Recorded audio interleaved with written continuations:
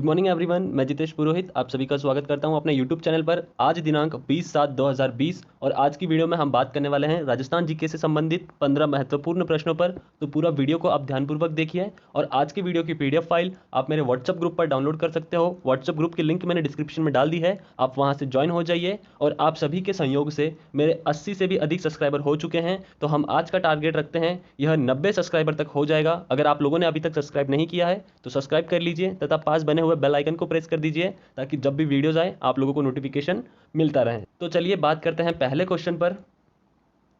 भरतपुर, करौली और धौलपुर क्षेत्र किस प्राचीन नाम से जाने जाते हैं? दोस्तों, ये जो प्राचीन नाम वाले क्वेश्चन है ना, कुछ ज़्यादा ही पूछे जा रहे हैं। मैंने बहुत सारे पेपर देखे लास्ट ईयर के, हर एक पेपर में कहीं ना कहीं ये प्रश्न देखने को मिल रहा है। इसीलिए कुछ राजस्थान के ऐसे जिले हैं जिनका प्राचीन नाम आपको याद करना ही है। जैसे अभी करौली, भरतपुर और धौलपुर का पूछा गया, तो इनका नाम आप सभी को पता है, सूरसेन इसका राइट आंसर हो जाएगा। यहीं पर नाम लिखा गया है जांगल, तो जांगल से आपको क्या याद रखना है? जांगल प्रदेश यह बीकानेर जिले को कहा जाता है। और जांगल से ही आपको एक क्वेश्चन और याद रखना है कि जांगलधर बादशाह की उपाधि किसे दी जाती थी। जैसे मैं लिखता हूँ जांगलधर बादशाह, तो इसकी उपाधि दी जाती थी हमारे कर्ण सिंह को। और कर्ण सिंह से आपको क्या याद रखना था? कर्ण सिंह इन्होंने एक युद्ध किया है 1664 में। कौन सा युद्ध है? युद्ध का आप नाम बताइए। मैं आपको हिंट दे देता हूं कि राजस्थान का एक बहुत ही प्रसिद्ध युद्ध है जो सिर्फ एक तरबूज को लेकर हुआ है। आप लोग मुझे उस युद्ध का नाम बताइए तथा कर्ण सिंह के विरोधी कौन थे उनका भी नाम बताइए। मारवाड़ से संबंध रखते थे वो शासक। आपको अगर नाम पता है तो कमेंट बॉक्स में नाम जरूर लिखिए। तथा सीवी से हमें क्या क्या याद रखना है? जैसे कि सीवी क्षेत्र पर सबसे पहले अधिकार किसका था? तो यहाँ पर मेर जाति के लोग रहते थे और मेर जाति के शासक को ही किसने पराजित किया था? श्री गुहिला ने पराजित किया था और वहाँ पर गुहिल वंश की स्थापना की थी। कब की गई अगर यह पूछा जाए तो 556 ईस्वी सन में गुहिल वंश की स्थापना की थी श्री गुहिला ने। आप सभी को पता ही होगा गुहिल वंश। लेकिन मैं आपको एक बात बताना चाहता हूं, अगर आप कहीं पर सुनो सिसोदिया वंश, रावल वंश, तो वहां पर आपको एक चीज क्लियर रखनी है, ये कोई वंश नहीं है, ये तो गुहिल वंश के ही शाखा हैं। जैसे एक शाखा हुई रावल शाखा तथा दूसरी शाखा हुई सिसोदिया शाखा। सिसोदिया के पहले शासक का नाम आप मुझे बताइए तथा रावल शाखा के अंतिम राजा। 1303 में इन पर आक्रमण हुआ था, चित्तौड़ में जौहर किया गया है। किसके विरुद्ध? अलाउद्दीन खिलजी के विरुद्ध। तथा वह शासक कौन थे? हमारे रावल रतन सिंह। यह रावल शाखा के अंतिम शासक थे। तो ये सारी जानकारी आपको शिवी क्षेत्र से याद रखनी है। और शिवी क्षेत्र की राजधानी भी पूछी जाती है, तो इसकी राजधानी थी मध्यमिका। क्या राजधानी थी? मध्यमिका। और मध्यमिका ये वर्तमान में कहाँ पर है? ये इंपॉर्टेंट क्वेश्चन बनेगा। तो मध्यमिका वर्तमान में चित्तौड़गढ़ जिले में स्थित है। आप यहाँ से ये जानकारी याद रखिए। और एक बहुत ही इंपॉर्टेंट जानकारी बनती है कि मेर जाति का अधिकार होने के कारण इसका नाम पड़ा मेदपाट। और मेदपाट शब्द, इसी शब्द से मेवाड़ शब्द की उत्पत्ति हुई है। ये चीज़ आपको याद रखनी है। इस क्वेश्चन से हमें इतनी सारी जानकारी पता चलती है। अगर आपको जानकारी अच्छी लग रही है तो एक लाइक जरूर करिए। बात करते हैं अगले क्वेश्चन पर। कौन सा नगर पेपावती व पारानगर नाम से जाना जाता है? तो आप सभी को पता ही होगा, पेपावती व पारानगर के नाम से पाली को जाना जाता है। और पाली से हमें क्या क्या चीज़ें याद रखनी है? एक नाम आपको याद आ जाना चाहिए, सुमेरपुर पाली। ये नाम आप कहीं लिख लो, बीएससीसी वाले तथा राजस्थान पुलिस वाले।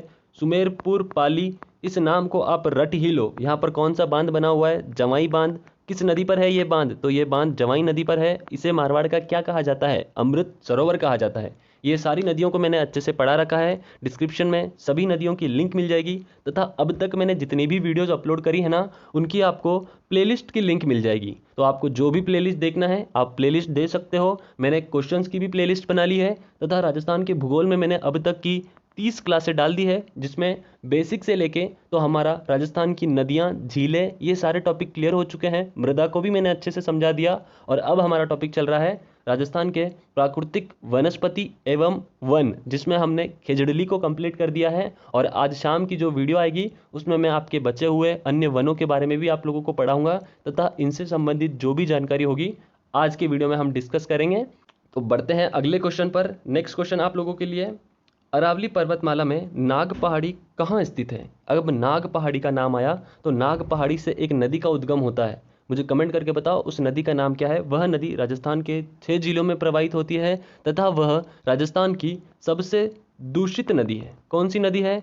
दूषित नदी है। अगर नदी दूषित है तो मुझे बताओ कि राजस्थान की सबसे दूषित झील भी कौन सी है? झील का नाम आप कमेंट करके बताओगे। बहुत अच्छे से समझा रखा था। हिंट अगर दे दूं तो वहां पर कनाडा देश की सहायता से सफाई कार्यक्रम चलवाए जाते हैं, तथा कनाडा देश से हमें क्या याद रखना था? इसकी करेंसी और इसका कैपिटल। कनाडा की करेंसी क्या है? Canadian dollar. और कनाडा का कैपिटल क्या है? ओटुआ।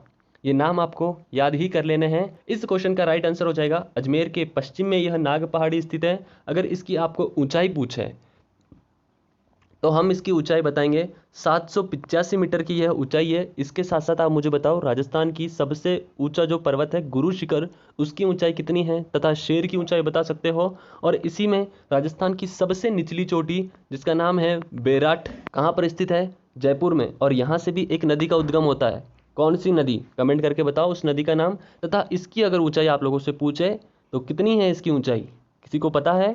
कमेंट करके बताओ इसकी ऊंचाई कितनी होगी। उसके बाद यहाँ पर नाम आया पुष्कर, तो मैंने पुष्कर झील की भी वीडियो बना रखी है, आप चाहो तो एक बार अच्छे से देख सकते हो। उसमें मराठाओं ने जीर्णोद्वार करवाया, पुष्करना ब्राह्मण, तथा 52 घाट जिसमें हमने मैडम मेरी घाट 1911 याद रखना है, तथा गांधी घाट, गांधी जी की अस्थियों का विसर्जन भी यहीं पर हुआ है, तथा राम जी ने अपने पिताजी के अस्थियों को भी विसर्जन यहीं पर किया है। उसके साथ साथ हमें क्या याद रखना था? एक जनाना घाट है और एक जयपुरी घाट है जो यहाँ का सबसे सुंदर घाट है। ये सारी चीज़ें मैंने उन वीडियो में समझा रखी है क्योंकि वहाँ पर सिर्फ स्पेशली हमने पुष्कर झील से रिलेटेड ही बात की थी, इसलिए आप उनको एक बार ज़रूर देख लीजिए। तथा शिखर का नाम आया, शिखर से हमें एक चीज़ याद रखनी है, खंडेला की पहाड़ी किस नदी का उद्गम स्थान है? मुझे बताओ खंडेला की पहाड़ी से किस नदी का उद्गम स्थान होता है?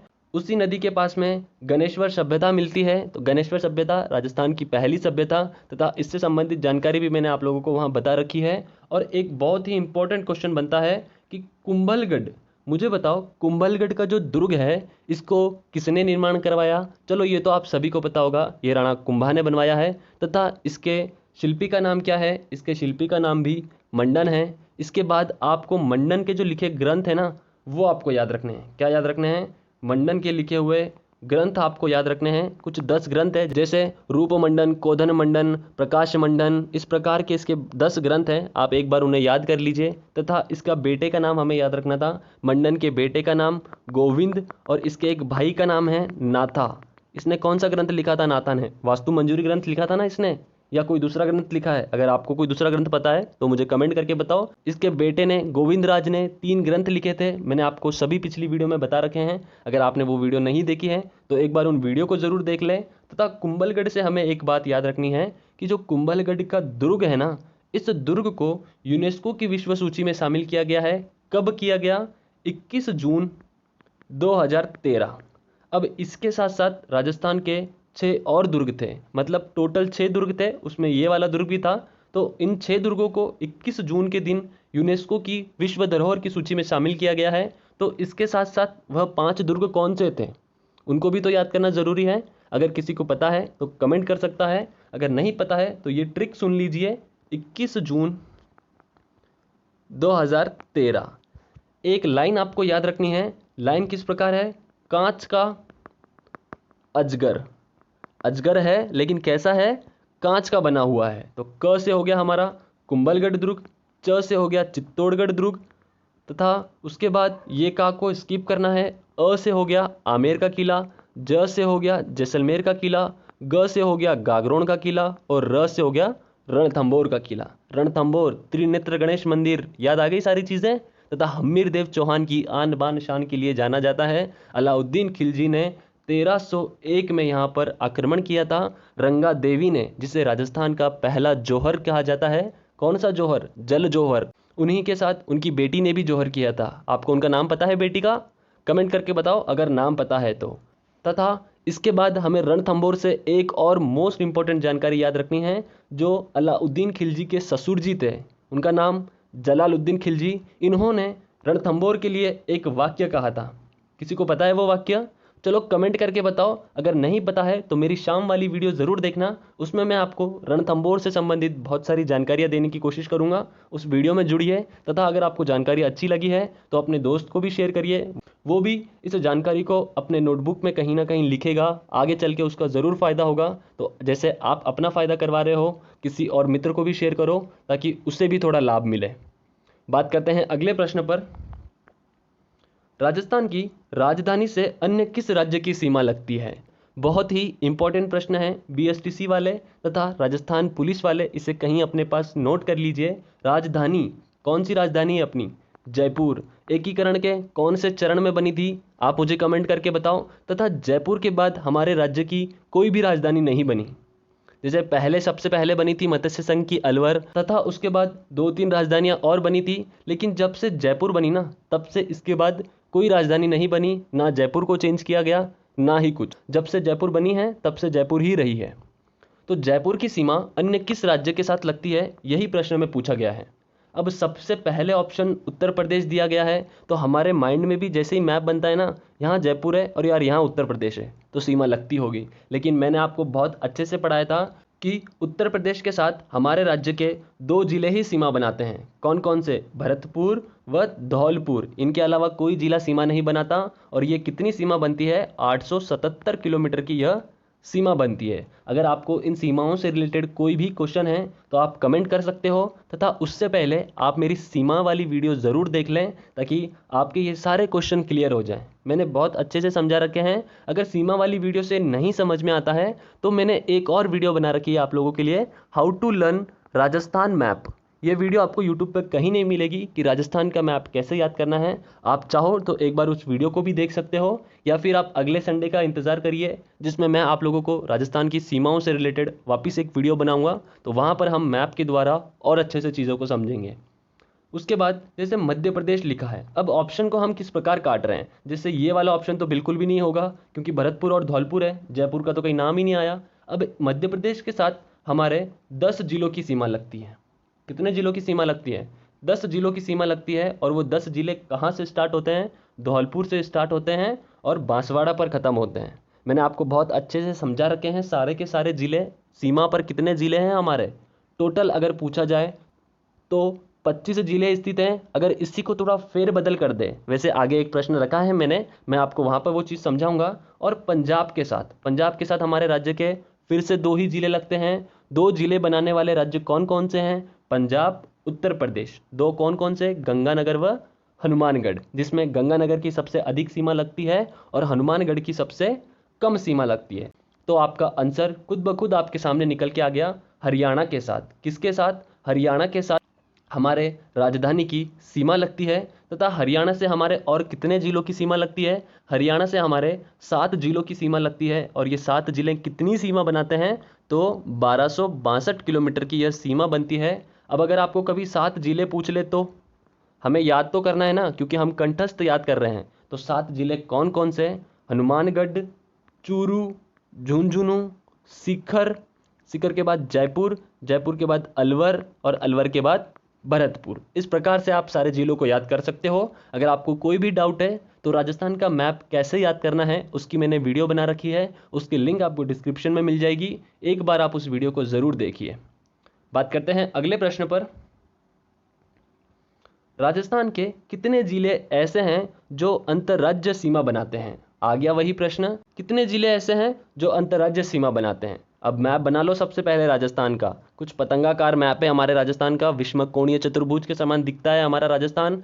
23 जिले तो ऐसे हैं जो अंतर्राज्य सीमा बनाते हैं और 4 जिले ऐसे हैं जो हमारे अंतर्राष्ट्रीय सीमा बनाते हैं। तो अब आंसर आपके सामने है, 23 + 4, 23 + 4 ये हो गए 27। लेकिन मैंने आपको बहुत अच्छे से बता रखा है कि 27 में से आपको 2 जिले माइनस करने हैं। कौन कौन से जिले? गंगानगर, बाड़मेर। अब इन्हें क्यों माइनस करना है? क्योंकि यह 2 जिले अंतर्राष्ट्रीय सीमा पर भी हैं और अंतर्राज्य सीमा पर भी हैं। जैसे गंगानगर पाकिस्तान के साथ भी लगता है और पंजाब के साथ भी लगता है, उसी प्रकार बाड़मेर पाकिस्तान के साथ भी लगता है और गुजरात के साथ भी लगता है। ये चीज़ें आप लोगों को मैंने बहुत अच्छे से समझा रखी है। जो भी वीडियो को पहली बार देख रहा है उसके लिए थोड़ा डिफिकल्ट होगा, इसीलिए मैं कह रहा हूँ आप एक बार राजस्थान की सीमाओं वाली वीडियो देख लीजिए। कोई तीसरी या चौथी वीडियो ही होगी, आप देख सकते हो, आधे पौन घंटे की वीडियो ही है। तो हमारा आंसर क्या आ जाएगा? 25 जिले। 25 जिले हमारे ऐसे हैं जो राजस्थान की सीमा पर स्थित है। लेकिन आपको थोड़ा सा दिमाग में क्लिक होना चाहिए कि यहाँ पर पूछ रहा है अंतर्राज्य सीमा बनाने वाले जिले। तो कितने जिले ऐसे हैं जो अंतर्राज्य सीमा बनाते हैं? तो हमारे 23 जिले ऐसे हैं जो अंतर्राज्य सीमा बनाते हैं। अगर यहीं पर सिर्फ इतना होता कि वह जिले कौन से हैं जो सीमा पर स्थित हैं, तब हमारा आंसर आएगा 25 जिले जो सीमा पर स्थित हैं, अंतर्राज्य पर भी है और अंतर्राष्ट्रीय पर भी है। लेकिन यहाँ पर अंतर्राज्य लिखा गया, इसीलिए आंसर होगा 23 जिले। बात करें अगले प्रश्न पर। वीडियो अगर अच्छी लगी है, जानकारी अगर अच्छे से समझ में आ रही है तो एक लाइक ज़रूर करिए। बात करते हैं अगले प्रश्न पर। राजस्थान के पूर्वी मैदान भाग किस भौतिक इकाई के अवशेष हैं? ये प्रश्न आप लोगों से बहुत बार पूछा भी जा चुका होगा, आप लोगों ने इसका आंसर भी दिया होगा। बताओ अगर किसी को याद है तो। पूर्वी का मैदान, यहाँ पर अंगारा लैंड को तो बिल्कुल छोड़ दो क्योंकि राजस्थान से संबंधित ये है भी नहीं बिल्कुल भी। हमें सिर्फ इन दोनों को याद रखना है, गोंडवाना लैंड और 33 महासागर। अब 33 महासागर से कौन कौन से अवशेष हुए हैं? एक तो हमारा उत्तर पश्चिमी का मरुस्थल, और हमें क्या याद रखना था इसके साथ साथ? पूर्वी का मैदान, यह भी 33 महासागर का अवशेष ही है। और गोंडवाना लैंड के कौन कौन से अवशेष हैं? इसके भी दो अवशेष हैं, एक तो अरावली पर्वतमाला इसी का अवशेष है, और एक हमारा जो दक्षिण के क्षेत्र हैं, दक्षिण का पठारी भाग है, वह भी गोंडवाना लैंड का ही अवशेष माना जाता है। जिसे राजस्थान को 4 भागों में बांटा गया। मैंने चारों भाग आपको बहुत अच्छे से समझा रखे हैं। अगर वीडियो नहीं देखे हैं तो डिस्क्रिप्शन में वीडियो की लिंक मिल जाएगी, वहां से आप एक बार ज़रूर देख लीजिए। आप लोगों से प्रश्न पूछना चाहूँगा कि उत्तरी पश्चिमी मरुस्थल राजस्थान के कितने प्रतिशत भाग में फैला हुआ है? और इसी के साथ एक और प्रश्न इसी प्रकार का पूछा जाता है, बस इसमें एक शब्द जोड़ दिया जाता है कि यूनेस्को की रिपोर्ट के अनुसार यह कितने प्रतिशत है। दोनों के आंसर आप लोगों को पता है तो कमेंट करिए। कमेंट करने के लिए मैं क्यों कह रहा हूँ, क्योंकि कहीं पर आपने अगर ये जानकारी पढ़ी होगी तो सुनते ही आपके माइंड में ये चीज़ क्लिक हुई होगी कि यार मैंने इसे कहीं पढ़ा है, मैंने इसे कहीं अपने बुक्स में लिखा है। अगर कहीं लिखा है और याद नहीं आ रहा है तो आप बेशक उसे देख कर बोलिए। मेरा बस मोटिव इतना ही है कि आपको जब भी कोई प्रश्न पूछे तो वो चीज़ क्लिक होनी चाहिए दिमाग में। बात करते हैं अगले प्रश्न पर।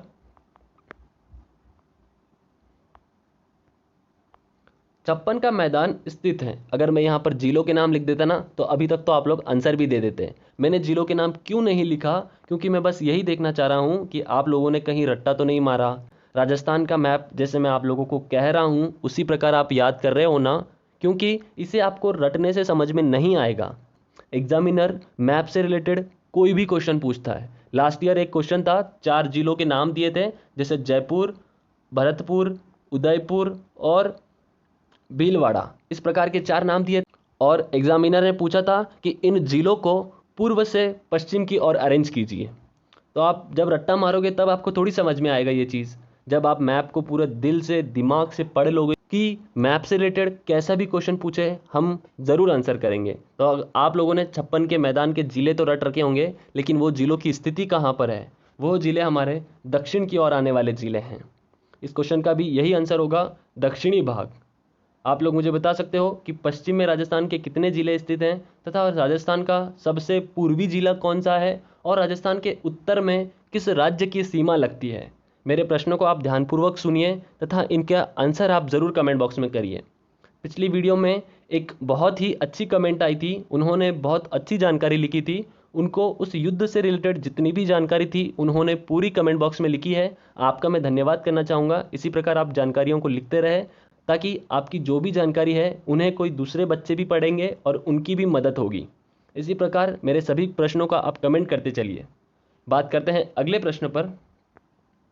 निम्न में से कौन सा शहर जयपुर से सर्वाधिक दूरी पर स्थित है? आ गया फिर से वही दिमाग वाला प्रश्न, रट्टे वाला प्रश्न नहीं है ये बिल्कुल भी। आपको मैप बिल्कुल याद करना ही पड़ेगा। मैप के अलावा आप कुछ भी नहीं कर सकते। जैसे देख लो, यहाँ पर हमारा जयपुर स्थित है। जयपुर से टोंक तो यहीं पास में लगता है, उदयपुर भी यहीं कहीं आता है। इसके बाद क्वेश्चन आ गया इन दोनों पर। अब 50-50% का आंसर लगाना है आपको। थोड़ा तो रिस्क लेना पड़ेगा भाई, जुआ तो खेलना पड़ेगा। बताओ क्या आंसर होगा इसका, बाड़मेर या बीकानेर? तो मैं आप लोगों को बता दूं, बीकानेर जयपुर से लगभग 334 किलोमीटर ही दूर है। ये चीज़ मुझे भी नहीं पता थी, आप लोगों से क्यों झूठ बोलूँ, मैंने खुद गूगल करके पढ़ा है इसे। और इसी प्रकार जयपुर से जो बाड़मेर है यह स्थित है 534 किलोमीटर की दूरी पर। तो इस क्वेश्चन का राइट आंसर क्या हुआ, बाड़मेर, यह जयपुर से दूर है, इसीलिए इस क्वेश्चन का राइट आंसर हो जाएगा बाड़मेर। अगर आप चाहो तो आप भी एक बार गूगल करके ये दोनों आंकड़े चेक कर सकते हो। अगर कुछ गलत है इसमें तो आप मुझे कमेंट बॉक्स में ज़रूर बताइए। चलो एक और प्रश्न पूछना चाहूँगा कि टोंक में बनास नदी पर कौन सा बांध बना हुआ है। कमेंट करके बताओ कौन सा बांध बना हुआ है बनास नदी पर, तथा यहाँ से एक पेयजल परियोजना चलती है जो राजस्थान की सबसे बड़ी पेयजल परियोजना है। मैं क्वेश्चन पूछ रहा हूँ उसके साथ साथ आपको हिंट भी दे रहा हूँ, क्योंकि बस आपके माइंड में वो चीज़ क्लिक होनी चाहिए कि यार हमने इसे कहीं ना कहीं पढ़ा है और इसे कहीं ना कहीं हमारी नोटबुक में नोट किया है। अगर नोट किया है तो आप जाइए उस नोट्स को देखिए, पता नहीं बेचारी किस कोने में पड़ी होगी, लॉकडाउन जब से लगा हमने उसे देखा भी या नहीं देखा, एक बार जाओ देखो उसे। और उदयपुर से रिलेटेड मैंने आप लोगों को बहुत सारी जानकारी दी है। उदयपुर नगर किसने बसाया था, तो महाराणा प्रताप के पिताजी ने बसाया था। नाम बता सकते हो, कब बसाया था, कमेंट करके बताओ, क्योंकि यह प्रश्न मैंने आप लोगों को पिछली वीडियो में पूछ रखा है।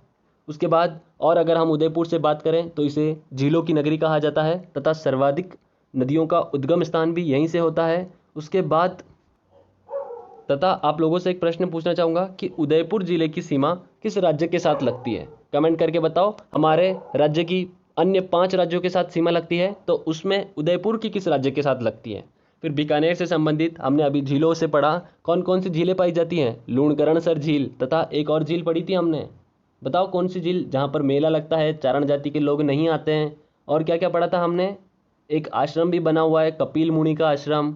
अब उस झील का नाम तो याद आ ही जाना चाहिए, याद नहीं आ रहा है तो उन वीडियो को ज़रूर देखिए नदियों वाली, जिसमें मैंने नदियाँ झीलों से संबंधित सारी जानकारियाँ आप लोगों को बहुत अच्छे से बताई है, सभी चीज़ें आपको आकृति के माध्यम से समझाइए। बात करते हैं अगले प्रश्न पर। ताल छापर और पड़िहार रण क्षेत्र कहाँ स्थित है। चलो पड़िहार तो बहुत कम बच्चों को पता होगा, लेकिन ताल छापर तो मोस्ट ऑफ द बच्चों को पता होगा। बताओ ताल छापर का अभ्यारण्य कहाँ पर है, यह चूरू में है। चूरू जो राजस्थान के साथ साथ भारत का भी सबसे गर्म जिला बन चुका है। करंट अफेयर्स भी क्लियर कर लो मेरे साथ। वैसे मैं इतनी जानकारी नहीं देता करंट अफेयर से रिलेटेड, क्योंकि मैं बस आपको राजस्थान का भूगोल तथा इतिहास से थोड़ा जोड़ता हूँ। इस क्वेश्चन का राइट आंसर हो जाएगा शेखावाटी क्षेत्र, और शेखावाटी क्षेत्र में ही हमारा चूरू जिला आता है ना। कशा कशा जिला आवे शेखावाटी में, नागौर उच्च भूमि, कौन सी नदी नागौर से निकलती है, तथा नागौर में और क्या क्या चीज़ें मैंने आप लोगों को बताई, जिसे धातु नगरी के नाम से जाना जाता है। तथा अगर राजस्थान को हम मध्य से बांटें तो यह मध्य में स्थित जिला है राजस्थान के। इस प्रश्न से हमें इतनी सारी जानकारी मिलती है। तथा घग्गर मैदान, घग्गर नदी कहाँ से प्रवेश करती है राजस्थान में, तिब्बी तहसील। बहुत अच्छे से मैंने घग्गर नदी से रिलेटेड सारी चीज़ें पढ़ा रखी है, आप एक बार उस वीडियो को ज़रूर देखिए। घग्गर नदी से रिलेटेड कोई भी प्रश्न ऐसा नहीं होगा जो आप लोगों का छूट जाएगा, सारी चीज़ें मैंने अच्छे से कवर करवा रखी है। डिस्क्रिप्शन में आपको लिंक मिल जाएगी, एक बार उन वीडियो को ज़रूर देख लीजिए। अगर आप लोगों ने अभी तक चैनल को सब्सक्राइब नहीं किया है तो सब्सक्राइब कर लीजिए। बात करते हैं अगले प्रश्न पर। पश्चिमी राजस्थान के रेतीले मैदान का कितना प्रतिशत क्षेत्र बालू का स्तूप मुक्त क्षेत्र है। अब यहाँ पर 2 चीज़ें आपको याद रखनी है, एक मुक्त भी है